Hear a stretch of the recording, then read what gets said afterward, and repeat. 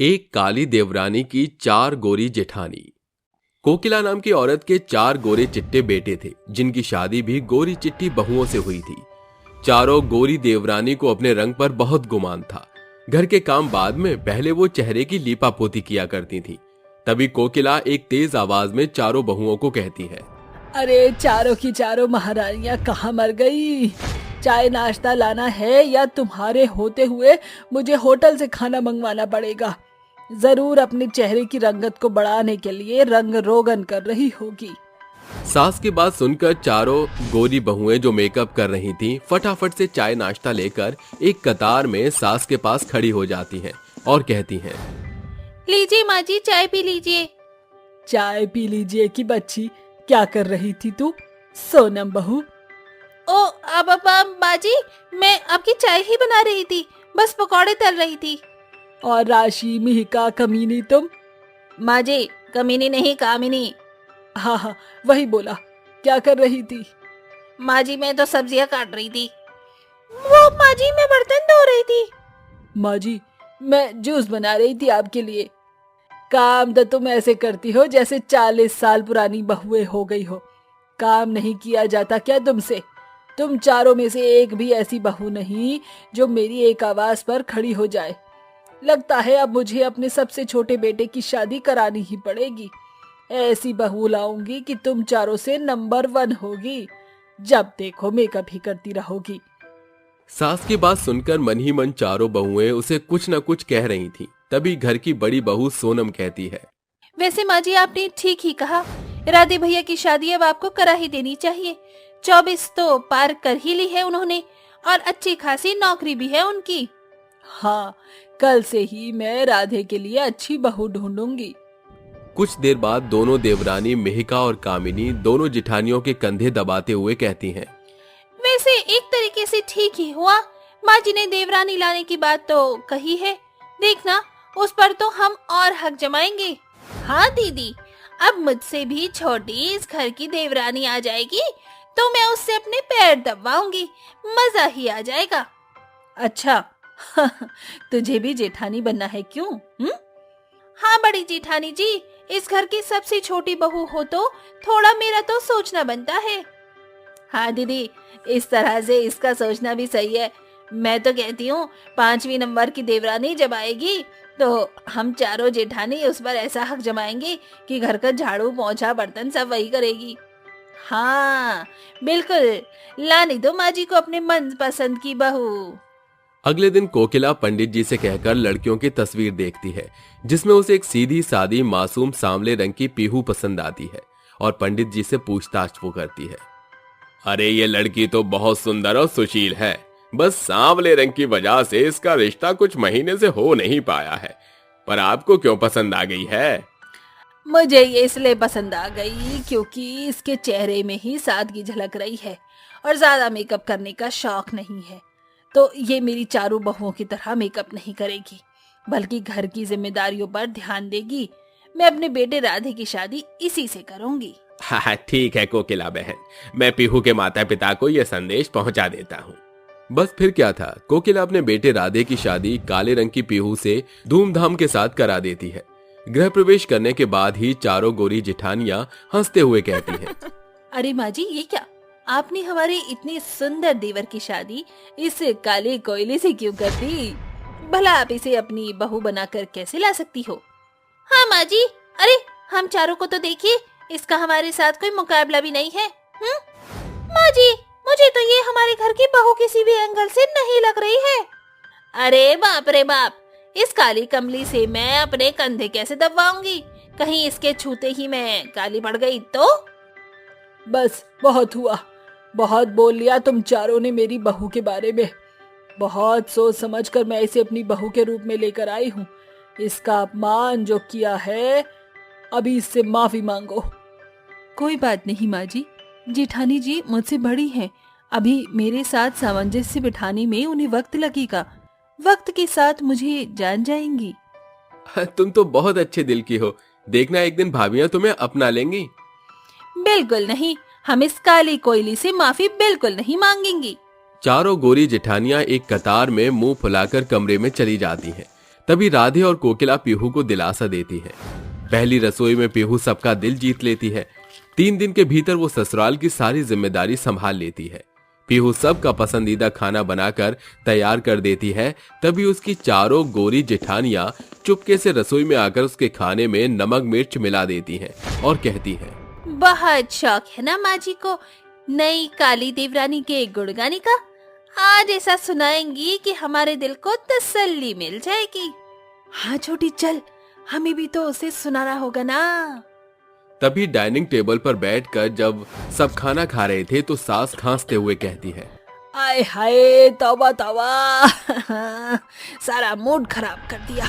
इतना बेकार खाना कैसे बना लिया पीहू बहू तूने। खाने में इतनी नमक मिर्च कौन डालता है। देखा माँ जी, आपकी काली कमली बहू को खाना बनाना भी नहीं आता। नहीं नहीं माँ जी, ऐसा नहीं है।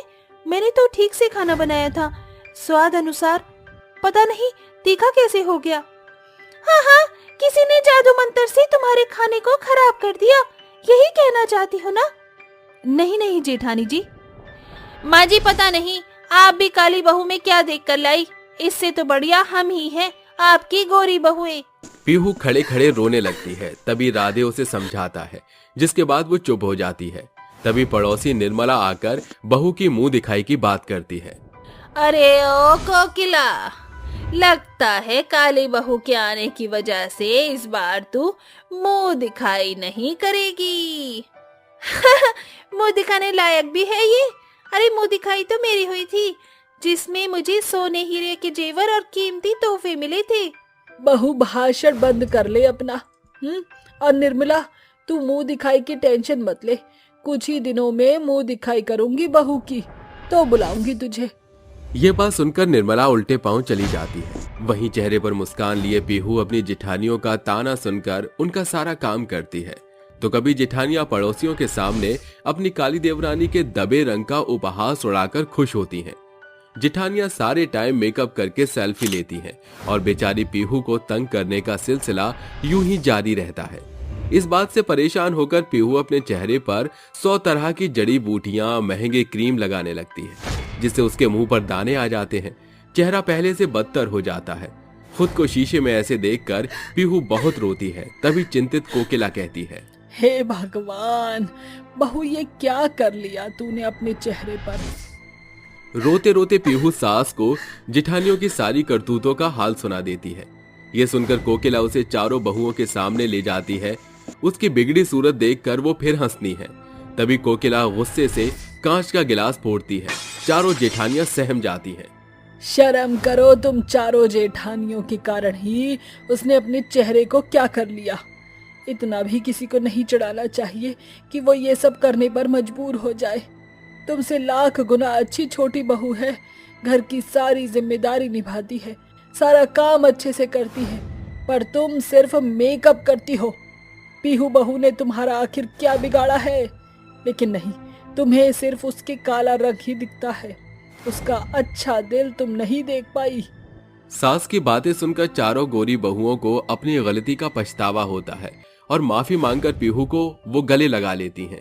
पीहू, अब से हम तुम्हारा मजाक कभी नहीं उड़ाएंगे। तुम्हारी कदर हमें तो हो ही चुकी है। तुम काला कोयला नहीं, बल्कि इस घर का चमकता हुआ हीरा हो। हाँ पीहू, तुम फिक्र मत करो। मुझे ऐसे नुस्खे पता है जिससे तुम्हारा चेहरा बिल्कुल ठीक हो जाएगा। तुमने हमें माफ तो कर दिया ना। हाँ जेठानी जी, मैंने गले लगाते ही आप चारों को माफ कर दिया। इसके बाद पांचों बहुएं एक होकर खुशी खुशी रहने लगती हैं। जिसके बाद कोकिला पीहू की मुंह दिखाई कराती है और सब उसे बढ़िया तोहफे से नवाजते हैं। अरे बहू, ये क्या धीरे धीरे हाथ क्यों चला रही है? जल्दी जल्दी हाथों को चला, घर का सारा काम ऐसे ही पड़ा है। अरे माँ जी, मेरी तबीयत ठीक नहीं है। मैं काम करने की कोशिश कर रही हूँ, लेकिन हो नहीं पा रहा।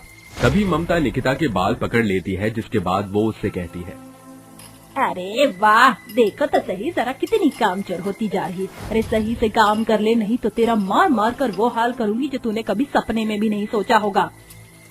ऐसा करके ममता वहाँ से चली जाती है।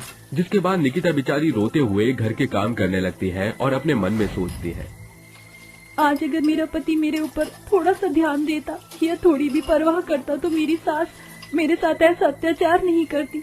ये सब मेरे पति की गलती है जो मेरे साथ ऐसा हो रहा है। बेचारी निकिता अपनी किस्मत के चलते रोने लगती है और घर के सारे काम करने लगती है। ऐसे ही ममता हर रोज निकिता के साथ बहुत बुरा बर्ताव करती, क्योंकि निकिता का पति हर्ष उसे अपनी पत्नी नहीं मानता था। एक दिन हर्ष सुबह के समय घर का दरवाजा खटखटाने लगता है। अरे कहाँ गए सब, दरवाजा खोलो। तभी निकिता आती है और दरवाजा खोलती है।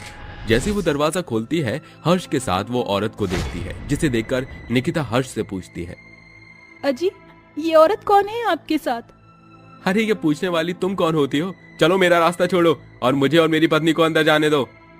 हर्ष के मुंह से ऐसी बात सुनते ही निकिता के पैरों तले जमीन खिसक जाती है और वो हर्ष को देखती रह जाती है। हर्ष अपनी पत्नी राधिका को घर के अंदर ले आता है, जिसके बाद ये सब देख ममता हर्ष से कहती है, अरे बेटा ये लड़की कौन है? ये सब क्या चल रहा है इस घर के अंदर?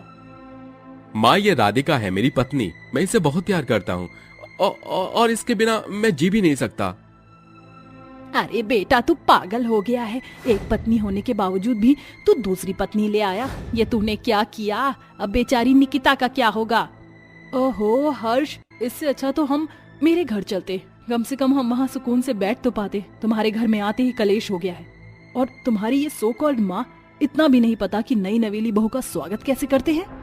अरे राधिका तुम परेशान मत हो, तुम्हारा स्वागत करने के लिए मैं हूं ना इस घर में। जाओ तुम मेरे कमरे में जाकर आराम करो, इनसे मैं निपटता हूँ।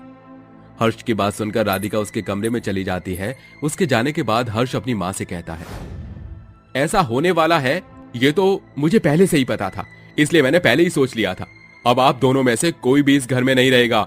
मैं अपनी होने वाली पत्नी के साथ इस घर में रहूंगा, इसलिए अपना सामान पैक करो और फौरन यहाँ से निकल जाओ। अरे बेटा ये तू क्या कह रहा है? तुझे पता भी है कि तूने कितनी बड़ी बात बोली है। इस उम्र में जरा ये तो सोच, तेरी माँ कहाँ जाएगी और उसका क्या होगा? इस वक्त मैं सिर्फ अपने प्यार के साथ रहना चाहता हूँ, इसलिए तुम दोनों इस घर से दफा हो जाओ। हर्ष अपनी माँ और अपनी पत्नी निकिता को घर से धक्के मार कर निकाल देता है और घर का दरवाजा बंद कर देता है, जिसके बाद ममता रोने लगती है। जिस बेटे के चलते मैंने तुम्हारे ऊपर इतने अत्याचार किए, उस बेटे ने आज मुझे घर से ही निकाल दिया। इससे अच्छा तो ये होता कि मुझे कोई संतान ही ना हुई होती। अरे माँ जी आप चिंता क्यों करती हो? मैं आपके साथ हूँ, मैं आपका साथ नहीं छोड़ूंगी। मैंने तेरे ऊपर कितने अत्याचार किए और तुझे कितना सताया, लेकिन उसके बाद भी तुमने मेरा साथ नहीं छोड़ा।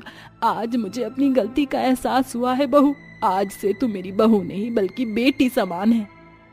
ममता और निकिता वहां से चले जाते हैं, जिसके बाद निकिता अपने सोने के कंगन बेचकर एक किराए का घर ले लेती है और थोड़ा खाने पीने का सामान डलवा लेती है, जिसके चलते उनके 1-2 दिन तो बीत जाते हैं, लेकिन फिर उनके घर में कुछ नहीं बचता। माँ जी घर में जो था वो सब तो खत्म हो गया। मुझे कहीं काम ढूंढना पड़ेगा, नहीं तो हम घर नहीं चला पाएंगे। अरे बहू तू अकेली काम नहीं करेगी, अभी तो मेरे हाथ पैर सही सलामत हैं, हम दोनों मिलकर काम करेंगे। ममता और निकिता दोनों ही काम ढूंढने जाती हैं, लेकिन दोनों में से किसी को भी कहीं काम नहीं मिलता। दिन भर यहाँ से वहाँ घूमने के बाद वो दोनों शाम ढले वापस घर लौटने लगती हैं। तभी ममता एक खेत में खराब ट्रक खड़ा देख कहती है, अरे बहू देख ये तेरे बाबूजी का ट्रक है, उन्होंने मुझे ये ट्रक चलाना सिखाया था। काश आज वो जिंदा होते। ट्रक देखते ही ममता के दिमाग में एक आइडिया आता है। क्यों ना माँ जी हम ट्रक पर अपना एक ढाबा खोलें? ढाबे से हम अच्छा खासा कमा सकते हैं और फिर आपको ट्रक चलाना भी आता है। हम अपने ट्रक ढाबे को कहीं भी लेकर जा सकते हैं। ममता को निकिता का आइडिया बहुत अच्छा लगता है, लेकिन वो उससे कहती है, लेकिन बहू एक बात तो बताओ, हम ये सब कैसे करेंगे? हमारे पास तो पैसे ही नहीं है। ये तो मैंने सोचा ही नहीं माँ जी। तभी ममता की नजर उसके गले में पड़े मंगलसूत्र के ऊपर पड़ती है।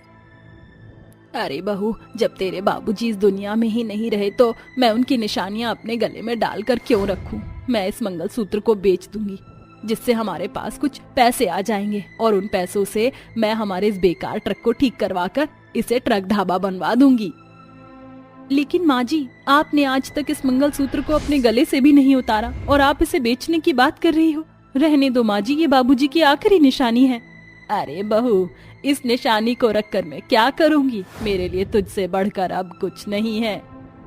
ममता अपना मंगलसूत्र उतार कर सुनार की दुकान पर बेच देती है, जिसके बाद उन्हें कुछ पैसे मिल जाते हैं। उन पैसों से वो दोनों ट्रक ढाबा शुरू करते हैं, जिसमें वो छोले चावल, पूड़ी सब्जी, रोटी, नान और रायता रखते हैं। ममता ट्रक चलाती और निकिता ट्रक के ऊपर बैठकर खाना लोगों को बेचती, जिससे उनकी अच्छी खासी कमाई होने लगती है। शाम तक वो खूब सारे पैसे कमा लेते हैं। अरे बहू ये देख, आज तो हमने अच्छे खासे पैसे कमा लिए। इतने पैसे तो हमने कभी कमाई भी नहीं होंगे। माँ जी, गांव के सभी लोगों को हमारे हाथों का बना हुआ खाना बहुत पसंद आ रहा है। अब तो बस इसी लगन के साथ हमें अपना काम और आगे बढ़ाना है। उस रात निकिता और ममता दोनों सास बहू पेट भरकर खाना खाती हैं और सो जाती हैं। अगले दिन फिर से वो अपना ट्रक ढाबा लेकर गांव में पहुंच जाती हैं और उनका ट्रक ढाबा देखते ही गांव के सभी लोग उनके पास आ जाते हैं और उनके ट्रक के ढाबे से खाना खाना शुरू कर देते हैं। अरे अरे, पहले मेरा ऑर्डर लो। मुझे राजमा चावल और रायता और इसके साथ नान चाहिए। अरे हाँ हाँ, क्यों नहीं, ये लो तुम्हारा ऑर्डर और आराम से बैठकर खाओ।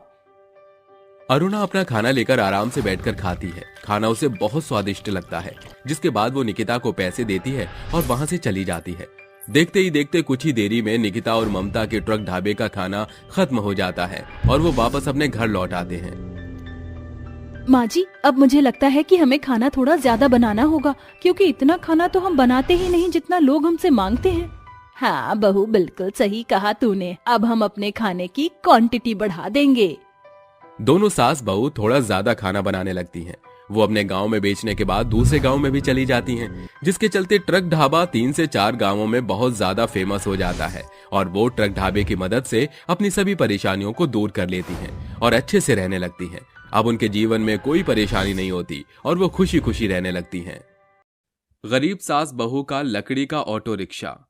देखिए, अगर आप ऐसा ही करते रहोगे तो हमारा घर कैसे चलेगा? हम कितनी मुश्किल से पैसा कमाते हैं और आप हो कि सारा पैसा छीन लेते हो। घर में राशन खत्म हो चुका है। ये पैसे मैंने राशन के डलवाने के लिए रखे थे। अरे तेरे ये पैसे मैं थोड़ी देर के लिए उधार ले रहा हूँ। जब मैं जुआ जीत जाऊंगा तो उसमें इन पैसों से डबल पैसा होगा, फिर मैं ये पैसा तुझे वापस लौटा दूंगा। बाबूजी, मैं जानती हूँ आप ये पैसे जुए में हार जाओगे। मैं आपके आगे हाथ जोड़ती हूँ। देख बहू, मैं तेरा ससुर हूँ ससुर। अरे अपने ससुर का लिहाज कर और मेरे सामने कम बोल। ऐसा कहकर बबलू सारे पैसे ले लेता है। थोड़ी ही देर बाद अमित भी आ जाता है और अपनी पत्नी आरती से कहता है, अरे आरती, जरा मुझे थोड़े से पैसे तो देना। अरे कैसे पति हो तुम? दिन भर यहाँ से वहाँ घूमती रहती हो और शाम को जब मैं काम पर से वापस आती हूँ तो मुझसे पैसे मांगने आ जाती हो। इतने पैसे में कहाँ से लेकर आऊँ मैं? मेरे पास कोई पैसे नहीं है। आरती का ये जवाब सुनते ही अमित को बहुत तेज गुस्सा आता है और वो आरती को जोरदार तमाचा मारता है, जिसके बाद आरती के चेहरे पर तमाचा छप जाता है। तेरी हिम्मत कैसे हुई मुझसे मुंह जोड़ी करने की? अरे मैं तेरा पति हूँ, तेरे पैर की धूल नहीं हूँ जो तू मुझे कुछ भी सुनाएगी और मैं सुनता चला जाऊंगा। अब चुपचाप सीधे तरीके से मुझे पैसे दे दे, नहीं तो तेरा वो हाल करूंगा जो तूने कभी सपने में भी नहीं सोचा होगा। अमित के इतना कहने के बाद भी आरती उसे पैसे नहीं देती, जिसके बाद अमित उसके साथ जोर जबरदस्ती करके सारे पैसे छीन लेता है और उन पैसों को ले जाकर क्लब में दारू और लड़कियों के ऊपर उड़ाने लगता है। दोनों बाप बेटे रोजाना ममता और आरती के ऊपर इसी प्रकार अत्याचार करते रहते हैं, जिसके चलते वो दोनों बहुत ज्यादा परेशान हो जाते हैं। अब उनके पास न काम था और न ही पैसे। शराब की मचमची मच रही है। जब तक शरीर में शराब नहीं जाएगी तब तक मेरे शरीर को राहत नहीं मिलेगी। अब मैं शराब कैसे पीऊं? बबलू ये सोचकर अपनी पत्नी ममता के पास आता है और उसके गले से मंगलसूत्र छीन लेता है। आखिरकार मेरी शराब पीने का इंतजाम हो ही गया। अजी, मेरा मंगलसूत्र मुझे वापस दे दो। आप इसे क्यों बेच रहे हो? एक शराब के चलते आप मेरा मंगलसूत्र बेच दोगे क्या? बबलू उसकी एक नहीं सुनता, जिसके बाद वो वहां से जाने लगता है। उसको जाता हुआ देख उसका बेटा अमित उससे कहता है, अरे पिताजी, अकेले अकेले कहाँ जा रहे हो? थोड़ी मेहरबानी मुझ पर भी कर दो। अमित अपने पिता बबलू के साथ पीने खाने के लिए निकल जाता है, जिसके बाद बेचारी ममता रोती रह जाती है। इन दोनों बाप बेटों को थोड़ी भी शर्म नहीं बची है। बहू, एक काम करते हैं, हम दोनों यहाँ से चलते हैं। हम दोनों अपना जीवन अकेले ही बिता लेंगे। ममता की ये बातें सुनकर ममता की बहू आरती अपने बेटे को लेकर घर छोड़कर निकल जाती है। जिसके बाद वो यहाँ से वहाँ काम ढूंढने लगती है, लेकिन उन्हें कोई भी काम नहीं मिलता। जिसके बाद वो चलते चलते एक लकड़ी की फैक्ट्री के पास पहुँच जाती है। माँ जी, लगता है इस फैक्ट्री में हमारे लिए कोई ना कोई काम तो जरूर होगा। हमें इस फैक्ट्री में ही काम के लिए बात करनी चाहिए। आरती और ममता फैक्ट्री में काम की बात करने की कोशिश करते हैं। उन्हें दो आदमी खड़े हुए नजर आते हैं, जिसके बाद वो उनसे काम मांगती हैं। देखो, मैं तुमसे माफी मांगता हूँ, इस फैक्ट्री में तुम्हारे लिए कोई काम नहीं है। अभी पूरी वर्कर की टीम चल रही है, यहाँ जगह कहीं नहीं है। लखन की ये बात सुनते ही बेचारी आरती और ममता वहाँ से जाने लगती है, लेकिन तभी लखन के साथ खड़ा हुआ राघव उसके कान में कुछ कहता है, जिसके बाद लखन उन दोनों को जाते हुए रोक लेता है। हमारी फैक्ट्री में कोई काम तो नहीं है, लेकिन हमारी फैक्ट्री में जो बेकार की लकड़ी निकलती है, तुम्हें उस कूड़े में फेंकने का काम मिल सकता है। ये सुनते ही आरती और ममता खुश हो जाती हैं और काम करने के लिए तैयार हो जाती हैं। एक दो दिन तक वो लकड़ियां फैक्ट्री से उठाती हैं और कूड़े में फेंक देती हैं, लेकिन एक दिन अचानक से आरती अपनी सास ममता से कहती है, अरे माँ जी, हम और कब तक ऐसे ही कूड़ा उठाते रहेंगे? हमें अपनी जिंदगी में कुछ अच्छा करना होगा। लेकिन हम कर भी क्या सकते हैं? हमारे पास तो करने के लिए कुछ है ही नहीं। कई दिनों से मेरे दिमाग में एक आइडिया आ रहा है। क्यों ना हम इन लकड़ियों से एक ऑटो रिक्शा बनाएं, जिसकी मदद से हम अच्छा पैसा कमा सकते हैं। आरती का सुझाव ममता को अच्छा लगता है, जिसके बाद दोनों सास बहू मिलकर लकड़ी से एक ऑटो रिक्शा बनाती हैं। ऑटो रिक्शा दिखने में बहुत अलग होता है। आओ आओ, लकड़ी के ऑटो में बैठो। ऐसा लकड़ी का ऑटो रिक्शा कहीं नहीं देखा होगा। आरती के ऐसा कहते ही दो सहेलियां उनके ऑटो में बैठ जाती हैं, जिसके बाद आरती ऑटो रिक्शा चलाते हुए उन्हें उनके घर तक पहुंचा देती है। मैंने हमेशा आदमियों को ऑटो चलाते हुए देखा है, पहली बार किसी औरत को ऑटो चलाते हुए देख रही हूँ। और फिर तुम्हारा ये लकड़ी का ऑटो रिक्शा भी बहुत अच्छा है। इसने तो हमें हवा के साथ साथ हमारे घर तक पहुँचा दिया। तानिया और शिल्पा दोनों बहुत खुश होती हैं और आरती को पैसे देकर अपने घर में चली जाती हैं। जिसके बाद आरती बाकी सवारियों को बिठाने के लिए चली जाती है। देखते ही देखते सुबह से शाम तक आरती लकड़ी के ऑटो में कई सारे ग्राहकों को बिठाती है और उन्हें उनके घर तक छोड़ आती है, जिसके चलते वो अच्छा खासा पैसा कमा लेती है। वहीं दूसरी उसकी सास लकड़ी की फैक्ट्री का काम छोड़ती नहीं है और वो लकड़ियों का कूड़ा फैक्ट्री से उठाकर इकट्ठा करती रहती है। अरे वाह, आज तो काफी सारी लकड़ियां इकट्ठी हो गई। इन लकड़ियों से तो एक और ऑटो रिक्शा बन सकता है। ममता एक और लकड़ी का ऑटो रिक्शा बनाने का सुझाव आरती को दे देती है, जिसके बाद आरती एक और लकड़ी का ऑटो रिक्शा बना देती है।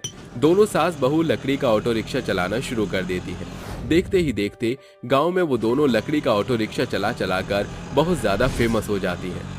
अरे, पूरे गांव में सबसे अच्छा ऑटो रिक्शा तो ये लकड़ी का ऑटो रिक्शा है। हवा की तरह घर पर पहुंच जा देता है। जब से ये लकड़ी का ऑटो रिक्शा हमारे गांव में आया है, लोग अपने घरों पर जल्दी जल्दी पहुंच जाते हैं। गांव के सभी लोग आरती और ममता के ऑटो रिक्शा की खूब तारीफ करने लगते हैं, जिसके बाद वो पैसा कमा कमा कर और लकड़ी के ऑटो रिक्शा बनाना शुरू कर देती है। अब दोनों सास बहू गरीब लोगों को किराए पर ऑटो रिक्शा देना शुरू कर देती हैं, जिससे उन दोनों को मेहनत भी नहीं करनी पड़ती और वो घर बैठे पैसा भी कमाने लगती हैं। आखिरकार हमारी मेहनत रंग लाई। अब हमारे पास किसी भी चीज की कमी नहीं है। भगवान का लाख लाख शुक्र है। वे दोनों अपने जीवन में सुखी से रह रहे होते हैं कि तभी उनके दरवाजे पर कोई दस्तक देता है। रुकिए माँ जी, मैं देखती हूँ कौन है। आरती जैसे ही दरवाजा खोलती है, दरवाजे पर उसका पति अमित और उसके ससुर बबलू खड़े होते हैं, जो उससे माफी मांगने लगते हैं। अरे हमें माफ कर दो बहू, हमसे बहुत बड़ी गलती हो गई। अपनी गलतियों के चलते हमने तुम्हारे बारे में एक बार भी नहीं सोचा। आज हमें अपनी गलती का पछतावा है। मैं जानता हूँ हम दोनों माफी के लायक तो नहीं है, लेकिन हो सके तो हमें माफ कर देना। तभी उन्हें माफी मांगते हुए ममता भी देख लेती है और कहती है, चलो, कम से कम तुम्हें अपनी गलती का एहसास तो है। अब तुम कहाँ जाओगे? तुम्हारे पास ना तो घर है, ना कोई रहने का ठिकाना। तुम चाहो तो हमारे साथ रहकर हमारे लकड़ी के ऑटो रिक्शा चला सकते हो। ममता अपने पति और अपने बेटे को लकड़ी के ऑटो रिक्शा को दे देती है, जिसके बाद वो दोनों लकड़ी के ऑटो रिक्शा चलाकर पैसा कमाने लगते हैं और अब वो सभी एक साथ खुशी खुशी रहने लगे हैं। गरीब बहू की जादुई क्रीम और पार्लर। देखिए सेठलाल, मेरे पति का तो काम छूट गया है। अब हमारे पास करने के लिए कुछ भी नहीं रहा। मैं एक पार्लर खोलना चाहती हूँ। मुझे उसके लिए कुछ पैसों की जरूरत है। ये मेरे जमीन के कागज हैं, मैं इन्हें गिरवी रखने आई हूँ। अच्छा बता, तुझे कितने पैसे चाहिए? सेठलाल, मुझे 2 लाख रुपए चाहिए। इतने में मैं अपनी एक पार्लर की दुकान खोल लूंगी। सेठलाल उसे 2 लाख रुपए देने के लिए तैयार तो हो जाता है, लेकिन सेठलाल पैसे देने से पहले उससे एक पेपर पर दस्तखत करवा लेता है। अगर तुमने 6 महीने में मेरे सारे पैसे वापस नहीं लौटाए तो मैं तुम्हारी जमीन पर कब्जा कर लूंगा। श्रुति को कुछ समझ नहीं आता और वो चुपचाप पैसे लेकर घर आ जाती है। वो सबसे पहले पैसे अपने मंदिर में अपनी देवी माँ के चरणों में चढ़ा देती है। देवी माँ, मैं आपके आगे हाथ जोड़ती हूँ। मैं एक नई दुकान खोलने की सोच रही हूँ। आप अपनी कृपा दृष्टि मेरी दुकान पर बरसाए रखना। मुझे माफ कर दो श्रुति, मेरा काम छूट गया और तुम्हें अब इतनी परेशानी उठानी पड़ रही है। चिंता मत कीजिए, एक ना एक दिन सब कुछ ठीक हो जाएगा। श्रुति 2 लाख रुपए अपनी दुकान में लगा देती है, लेकिन पार्लर की दुकान खोलने के बाद भी उसका पार्लर बिल्कुल भी नहीं चलता। उसका तो रोज का खर्चा भी नहीं निकल पाता। वहीं दूसरी तरफ 6 महीने होने ही वाले थे। श्रुति अपनी देवी माँ के आगे रोने लगती है। देवी माँ, ये सब क्या हो रहा है? मैंने 2 लाख रुपए का कर्जा तो ले लिया, लेकिन अब उसे चुकाना बहुत मुश्किल है। मेरी दुकान भी चल नहीं रही। देवी माँ, कुछ करो। तभी देवी माँ की मूर्ति के अंदर से साक्षात देवी माँ निकलकर श्रुति के सामने प्रकट होती हैं। श्रुति, तुम चिंता मत करो, सब कुछ ठीक हो जाएगा। तुम्हारी मेहनत बेकार नहीं जाएगी। मैं तुम्हारी भक्ति से प्रसन्न हूँ, इसलिए मैं तुम्हारे लिए जादुई क्रीम लेकर आई हूँ। देवी माँ श्रुति को जादुई क्रीम देती हैं। श्रुति, तुम इस जादुई क्रीम का इस्तेमाल करके काले लोगों को गोरा कर सकती हो, जिससे तुम्हारा पार्लर अच्छे से चलेगा। ऐसा कहकर देवी माँ वहाँ से गायब हो जाती हैं और श्रुति जादुई क्रीम को अपने पार्लर में ले आती है। उसके पार्लर में आते ही एक कस्टमर आती है।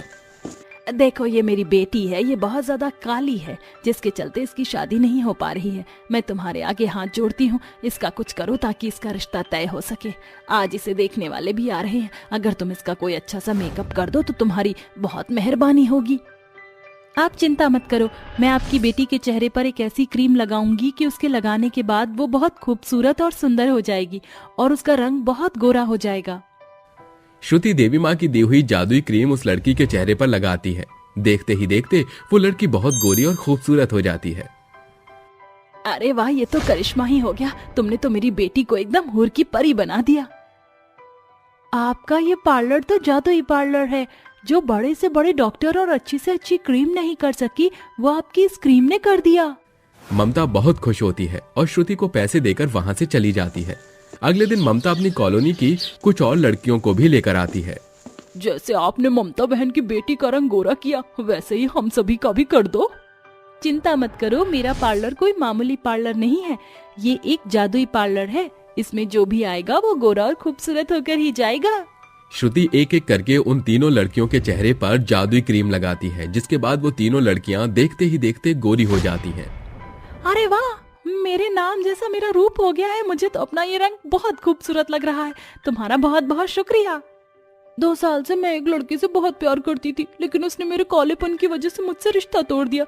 अब मैं बहुत गोरी हो गई हूँ। अब वो मेरे पास खींचा चला आएगा। अपना ये रंग देखकर मुझे बहुत खुशी हुई। तुम्हारा बहुत बहुत शुक्रिया। वो तीनों श्रुति को पैसे देती हैं और वहां से चली जाती हैं। ऐसे ही देखते श्रुति के पास अब बहुत सारे कस्टमर आने लगते हैं, जो उसके पार्लर में आने से पहले तो काले होते हैं, लेकिन जाते वक्त खूबसूरत और गोरे हो जाते हैं।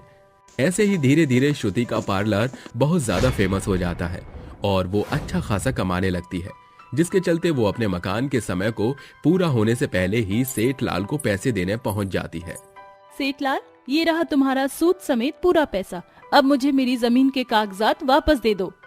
लोगों को पैसा देते हुए कितने साल हो गए, लेकिन आज पहली बार किसी ने मेरा पैसा समय पर लौटाया है। अरे मुझे तो यकीन ही नहीं होता। चलो अच्छी बात है, ये लो तुम्हारी जमीन के कागजात। श्रुति अपनी जमीन के कागज देखकर बहुत खुश होती है और सीधा अपने घर में जाकर देवी माँ से आशीर्वाद लेने लगती है। देवी माँ, आज जो कुछ भी मैं हूँ केवल आपकी ही बदौलत हूँ। आज अगर आपने मेरा साथ ना दिया होता तो पता नहीं क्या होता। आपकी दी हुई जादुई क्रीम की मदद से मैं फर्श से अर्श पर आ गई। श्रुति ये सब अपनी देवी माँ से कह ही रही होती है कि तभी सेठ लाल खिड़की से श्रुति की सारी बातें सुन लेता है। अच्छा, तो ये राज है इसके पास इतना पैसा आने का। इसके पास देवी माँ की जादुई क्रीम है। अब मैं इस क्रीम को इससे चुरा लेता हूँ। श्रुति देवी माँ के पास रखी जादुई क्रीम उठाकर अपने पार्लर में पहुंच जाती है और वहां आई हुई एक कस्टमर के चेहरे पर जादुई क्रीम लगाती है। अरे आपको चिंता करने की कोई जरूरत नहीं है। एक बार जो मैंने ये क्रीम आपके चेहरे पर लगाई उसके बाद आपका चेहरा खिलखिल उठेगा। श्रुति जादुई क्रीम को मेघा के चेहरे पर लगाती है, जिसके बाद देखते ही देखते मेघा खूबसूरत हो जाती है। देखा, मैंने आपसे कहा था ना कि आप बहुत खूबसूरत हो जाओगी। अरे वाह, ये तो कमाल ही हो गया। मैंने तो कभी सपने में भी नहीं सोचा था कि मैं इतनी खूबसूरत हो जाऊंगी। भगवान आपका बहुत भला करे। मेघा श्रुति को पैसे देकर वहां से चली जाती है, जिसके बाद श्रुति बाकी के कामों में लग जाती है। सेठ लाल किसी तरीके से छुपकर पार्लर के अंदर आता है और क्रीम चुराकर वहां से भाग जाता है। क्रीम चुराने के बाद वो सीधा अपने घर जाता है और शीशे में अपने आप को देखकर कहता है, अरे जरा मैं भी इस क्रीम को लगाकर देखूं, क्या ये क्रीम मुझे भी गोरा कर देगी? सेठ लाल जैसे ही जादुई क्रीम को अपने चेहरे पर लगाता है, उसका चेहरा पूरी तरह काला पड़ जाता है। अरे ये क्या? अरे मेरा चेहरा तो एकदम काला पड़ गया है। अरे अब मैं क्या करूं? हे भगवान, ये मैंने क्या कर दिया? सेठ लाल अपना मुंह ढककर श्रुति के पार्लर में जाता है और जादुई क्रीम श्रुति को वापस लौटाते हुए कहता है, अरे मुझसे गलती हो गई, मुझे माफ कर दो। मैंने तुम्हारी ये जादुई क्रीम चुरा ली थी लालच के चलते, लेकिन अब मुझे सबक मिल गया है। मैं जैसा था वैसा ही कर दो, मैं आइंदा ऐसा कभी नहीं करूंगा। श्रुति अपने हाथों से सेठ लाल के चेहरे पर दोबारा से क्रीम लगाती है, जिसके बाद वो पहले की तरह हो जाता है। अरे बाप रे बाप, क्या कमाल है ये जादुई क्रीम और तुम्हारा जादुई पार्लर। भगवान तुम्हें ऐसे ही खुश रखे। सेठ लाल वहां से चला जाता है, जिसके बाद श्रुति अपनी जादुई क्रीम से लोगों को गोरा कर करके अपने जीवन में खुशी खुशी रहने लगती है। नई चुड़ैल बहू का जादुई लहंगा। शोरूम में लहंगा पहनकर रील बनाते हुए, हाय हाय लाइट करा दे मेरे काले बाल वे कितों सजा के रखा सूट पुरानिया। मैनू लहंगा ला दे महंगा जा मर जानिया। इन्ने पैसे दस तू किथे लेकर जानिया। वे मर जानिया। ये बन गई मेरी रील, अब अपलोड करूंगी। मैडम अगर आपको ये लहंगा लेना है तो बता दीजिए, आप फ्री में रील्स मत बनाइए प्लीज, ये अलाउ नहीं है यहाँ पे। एक्सक्यूज मी, अगर थोड़ी सी देर के लिए मैंने आपका लहंगा पहनकर ट्राई कर लिया तो इसमें क्या ही जा रहा है। वैसे भी मैं फेमस होंगी तो आपका लहंगा फेमस होगा, जिसे देखकर लोग यहाँ पर खरीदने आएंगे। आपको ये लहंगा चाहिए तो बताइए, वरना टाइम वेस्ट मत कीजिए। हाउ कुड यू से दिस टू मी? अब मुझे यहाँ से शॉपिंग नहीं करनी, मैं कहीं और से लहंगा ले लूंगी। मैम सॉरी, आप यहीं से ले लीजिए ना लहंगा ये वाला। नहीं, मुझे नहीं लेना अब। रागिनी क्यों नखरे कर रही हो, ले लो इसे ही। तुम तो मत ही बोलो, अपने लिए शेरवानी खरीद कर बैठ गए हो ना, लेकिन मुझे चाहिए बढ़िया से बढ़िया लहंगा। तुम जानते हो ना, उस लहंगे को पहनकर मैं तुम्हारे सामने आऊंगी, शर्माऊंगी और नाचते हुए स्टेज पर जाऊंगी। कोई चाहे कितना रोके करूंगी प्यार। मेरे सैया सुपरस्टार, मेरे सैया सुपरस्टार। मैं फैन हुई उनकी, मेरे सैया सुपरस्टार। ये चुड़ैल और कितनी बार अपनी अदाओं से मेरा दिल लूटेगी। जिन्हें मेरा दिल लुटिया ओहो, जिन्हें मैंने मार सटिया ओहो।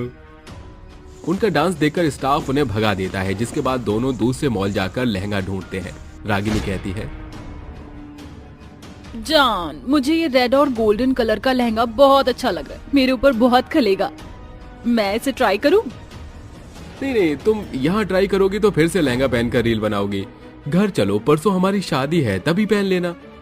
सुनिए, आप इसे पैक कर दीजिए। माधव क्या है, तुम्हें जरा सी मुझे मेरे मन की भी करने दिया करो। तुम्हारी मन की ही हो रही है, घर पहुंच जाओ, तुम्हारी मेहंदी भी लगेगी, फिर हल्दी भी, और मुझे भी तो घर पर काम है। ठीक है, खड़ूस होने वाले भूतिया पति। इस तरह माधव वो लहंगा लेकर रागिनी को दे देता है और कार से उसे अपने ससुराल ड्रॉप कर देता है। तभी रागिनी की चुड़ैल माँ मोहिनी आकर कहती है, ले आई मेरी बेटी महंगे वाला लहंगा दामाद जी को लूटकर। हाँ मम्मी, मैंने तो उन्हें बहुत चक्कर कटवाए। आप तो जानती हैं आसानी से लहंगा पसंद नहीं आ रहा। बड़ी मुद्दतों के बाद मुझे लहंगा पसंद आया। Okay mummy. रागिनी की माँ चली जाती है। तभी रागिनी अपनी शादी का जोड़ा पहनकर कहती है, हाय मर जावा, गुड़ खाकर मैं इतनी सुंदर भी हो सकती हूँ पता नहीं था। मेरा बस चले तो रोज लहंगा पहनूं। उन्होंने वहां तो रील बनाने नहीं दी, यहाँ बना लेती हूँ। पता नहीं शादी में रील बनाने का मौका मिले या ना मिले। सबकी बारातें आई हो, सबकी बारातें आई, डोली तो भी लाना, दुल्हन बना के हमको राजा जी ले जाना। नाचते नाचते रागिनी गिर जाती है, जिससे उसका लहंगा फटने की आवाज आती है। ये देखकर वो कहती है, अरे मोरी मैया, ये क्या, मैंने अपने लहंगे का शादी से पहले ही स्वाहा कर दिया। अब माँ मुझे छोड़ेंगी नहीं और माधव जी तो जान ही ले लेंगे मेरी। लहंगा कैसे ठीक होगा?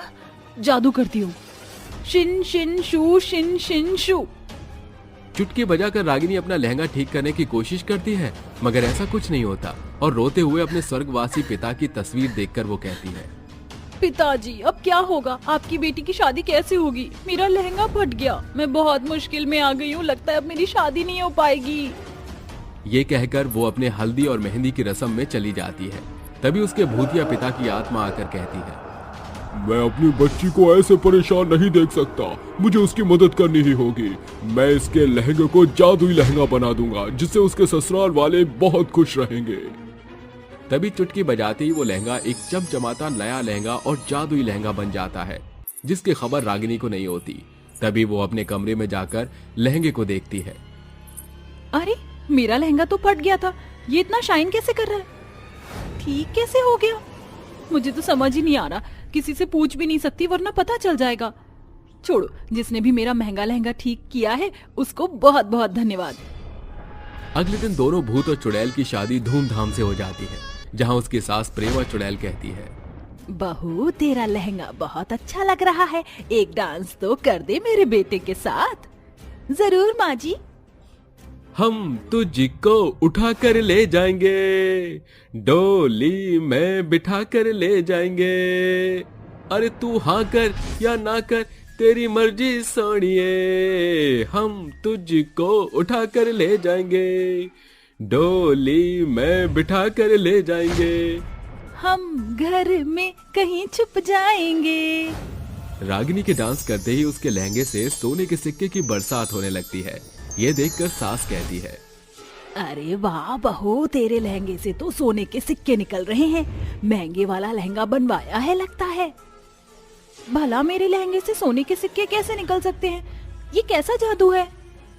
हाँ माँ जी, महंगा है बहुत। चलो तुम दोनों थक गए होगे, गृह प्रवेश करती हूँ। प्रेमा के गृह प्रवेश करते ही उसके लहंगे में से तेज रोशनी निकलती है और सोने के सिक्के निकलने लगते हैं। ये देखकर सभी हैरान हो जाते हैं। भला मैंने इतना भी लहंगा नहीं महंगा दिलाया जो सोने के सिक्के निकलने लगे। जरूर इसने ही कारस्तानी कर ली होगी अपने जादू से, माँ का दिल जीतने के लिए। अरे वाह वाह भाभी, आपका लहंगा तो बहुत अच्छा लग रहा है। आपके लहंगे से जो पैसे निकल रहे हैं, क्या उससे आप मेरी थोड़ी मदद करेंगी? मुझे अपने लिए आईफोन लाना था। अरे हाँ हाँ ननद जी, ये सारे सोने के सिक्के आपके हैं मेरी तरफ से। लगता है मेरी चुड़ैल बहू खजाने की देवी है। देखो तो ससुराल में आते ही पैसे बरसाने शुरू कर दिए। इससे पता है इसके ससुराल वाले कितने गरीब हैं। अरे माँ जी, खुद को ऐसे गरीब मत कहिए। अब तो मैं आ गई हूँ तो पैसा ही पैसा है। तभी रागिनी के भूतिया ससुराल वाले उसे झूले पर बिठाकर कहते हैं, बहू तुझे घर में अब से काम करने की कोई जरूरत नहीं है। तू महारानी की तरह फरमाइश कर, तुझे जो चाहिए हमें बता। अरे भाभी, आप मुझसे कहना, आपके सारे कपड़े मैं प्रेस करूंगी। जो बोलोगी वो खिलाऊंगी। Vada pav, chowmein, burger, pizza, नान, छोले, पूड़ी। ठीक है माँ जी। ऐसे ही रागिनी चुड़ैल के ससुराल वालों को पैसों की जरूरत होती है, तो रागिनी थोड़ा अपने जादुई लहंगे से उनकी मदद कर दिया करती थी। शाम को रोते हुए एक बूढ़ा उसके पास आकर कहता है, अरे बेटा, मेरी मदद करो, मेरी पोती बहुत बीमार है और मैंने 2 दिन से कुछ नहीं खाया, मेरी मदद करो। बाबा आप अंदर आइए और खाना खा लीजिए, मैं पैसे लाती हूँ। तभी रागिनी खाना देकर उसे चली जाती है और अपना जादुई लहंगा पहनकर जैसे ही चलती है तो फिर से सोने के सिक्के निकलते हैं। इन सोने के सिक्कों को वो उन बाबा को देकर कहती है, बाबा ये सोने के सिक्के हैं, इन्हें बेच देना, उन पैसों से आपकी बहुत मदद हो जाएगी और खाना खा लीजिए। अरे बस बेटा, पेट भर गया। ऐसे ही तू हर गरीब की मदद करके उनका मसीहा बनना बेटा। वो पैसे लेकर चले जाते हैं। तभी सास बहू के पास अच्छा अच्छा खाना लाकर कहती है, ले बहू, मैं तेरे लिए अटरम शटरम लेकर आई हूँ, खा ले, बहुत बढ़िया बनाया है। अरे वाह वाह वाह वाह वाह, जानती हूँ आपको बदले में कुछ चाहिए, बताइए क्या चाहिए। अब बहू, मैंने कभी सोने का हार या सोने की अंगूठी और कंगन कुछ नहीं पहना, इसलिए तू मुझे सोने के सिक्के दे दे ताकि मैं उनसे सोने के जेवर बनवा लूं। आधे तू ले लेना, आधे मैं। अरे माँ जी, इतनी सी बात बस। तभी रागिनी कमरे में जाकर अपना लहंगा पहनती है। उसके चलते ही उसे बहुत सारे सोने के सिक्के बरसते हैं। इन सिक्कों से बहुत सारे बनवा कर प्रेमा चुड़ैल गहनों से लद जाती है। एक दिन रागिनी कहती है, मेरे जादुई लहंगे की वजह से सब खुश है, पर आखिर जादुई लहंगा कैसे बना। तभी उसके पिता की आत्मा उसके सिर पर हाथ रखकर कहती है, मेरी बेटी मुझसे कुछ मांगे और मैं पूरा न करता हूँ, ऐसे कैसे हो सकता है। पापा आप? ये कहकर उसके पिता गायब हो जाते हैं और रागिनी चुड़ैल अपने पिता के प्यार को समझ जाती है और अपने जादुई लहंगे के राज को राज बनाए रखती है और दूसरों की इससे मदद भी करती है।